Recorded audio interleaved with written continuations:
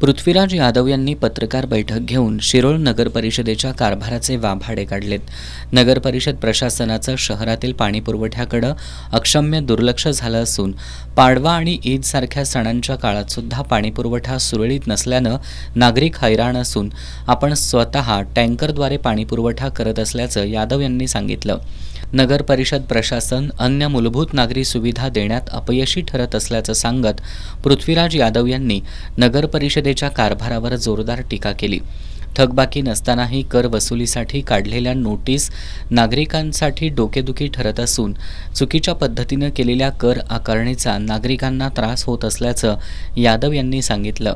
नगर परिषदेच्या या दिशाहीन कारभाराविरोधात 3 एप्रिलपासून छत्रपती शिवाजी महाराज चौकात बेमुदत धरणं आंदोलन करणार असल्याचं त्यांनी पत्रकार बैठकीत सांगितलं. शिरोळ शहरातील नागरिकांना मूलभूत व नागरी सुविधा या ठिकाणी वेळेत मिळत नाहीत. शिरोळमधील नागरिकांचे बरेच प्रश्न आहेत.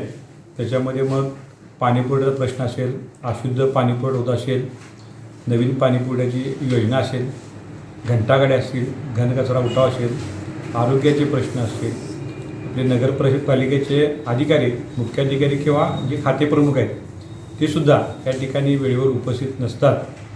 असे बरेच विषय आहेत या ठिकाणी शिरोळ नगरपालिकेचे. या मूलभूत व नागरी सुविधा नागरिकांना मिळाव्यात यासाठी येत्या 3 एप्रिलपासून मी छत्रपती शिवाजी महाराज चौकामध्ये या ठिकाणी धरणे आंदोलन करत आहे. त्या आंदोलनाला सर्वांनी पाठिंबा द्यावा असं या ठिकाणी मी आवाहन करतो.